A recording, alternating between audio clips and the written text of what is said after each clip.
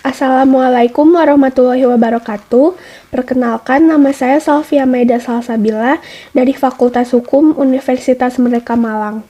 Di sini saya akan menjelaskan tentang hukum sebagai suatu jalinan sistem yang terdiri atas sub-subsistem yang saling berkaitan.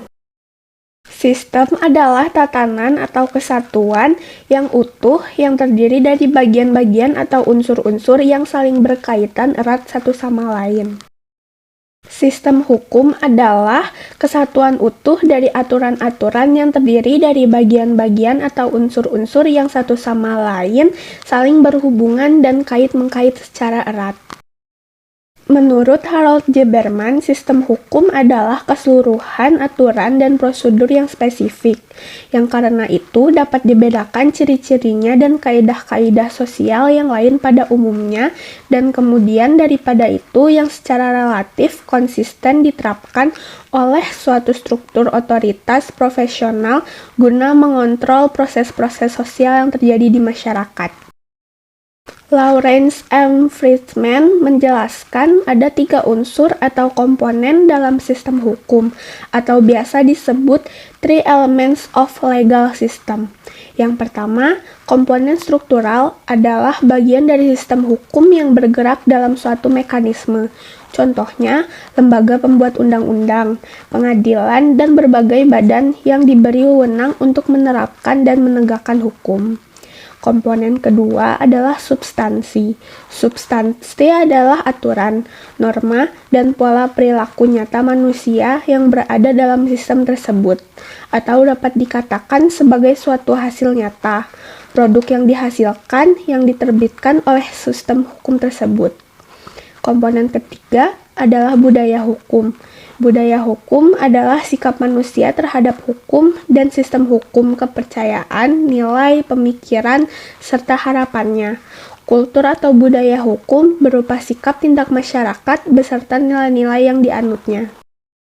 Hans Kelsen menyatakan bahwa sistem hukum merupakan sistem anak tangga dengan kaidah berjenjang, di mana norma hukum yang paling rendah harus berpegang pada norma hukum yang lebih tinggi, dan kaidah hukum yang tertinggi seperti konstitusi harus berpegang pada norma hukum yang paling mendasar, Grundnorm.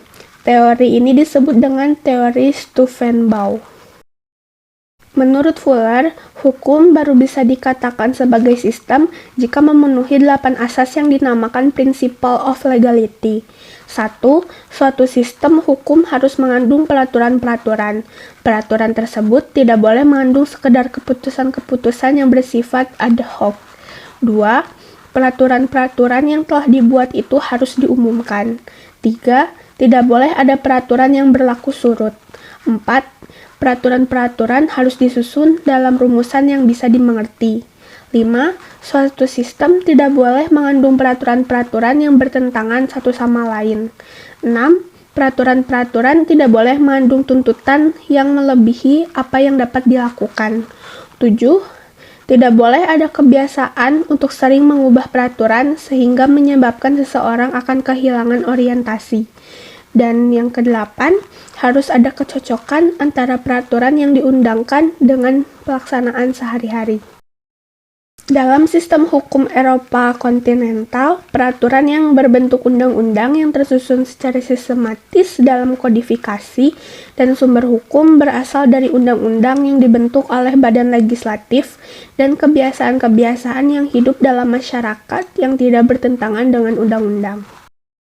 Sistem hukum common law, peraturan hukum tertulis tidak tersusun secara sistematis dalam kodifikasi dan sumber hukum berasal dari putusan pengadilan, kebiasaan, dan peraturan hukum tertulis. Sistem hukum adat merupakan peraturan yang tidak tertulis. Sumber hukumnya yaitu peraturan-peraturan hukum tidak tertulis yang tumbuh dan berkembang serta dipertahankan berdasarkan kesadaran hukum masyarakatnya. Sistem hukum Islam merupakan peraturan tertulis dan tidak tertulis. Di antaranya, 1. Al-Quran ialah kitab suci kaum muslimin, yang merupakan kumpulan wahyu Allah yang diturunkan kepada Nabi Muhammad SAW. 2. Hadis. perkataan perbuatan, dan sikap Nabi Muhammad SAW. 3. Ijma, kesepakatan para ulama mengenai hukum terhadap suatu yang belum jelas diatur dalam Al-Quran maupun hadis. 4. Qiyas, analogi terhadap sesuatu yang hukumnya sudah jelas ditentukan dalam Al-Quran maupun hadis. Sistem hukum sosialis berasal dari hukum Uni Soviet yang dikembangkan sejak 1971. Quigley menggambarkan sistem hukum sosialis sebagai hukum negara-negara yang pemerintahannya secara resmi melihat negara sebagai salah satu sosialis atau bergerak dari kapitalisme ke sosialisme dan yang memegang teguh masyarakat komunistik sebagai sebuah tujuan akhir. Sumber hukum dalam sistem hukum sosialis adalah keputusan tertinggi para penguasa berupa produk kebijaksanaan pemerintah atau negara. Dengan kata lain, tidak ada sumber hukum yang resmi, melainkan hukum adalah penguasa negara dan hukum membela rakyat proletar, masyarakat kelas sosial rendah. Hukum sosialis lebih bersifat prerogatif ketimbang normatif. Sekian penjelasan dari saya, mohon maaf bila masih banyak sekali kekurangan. Wassalamualaikum warahmatullahi wabarakatuh.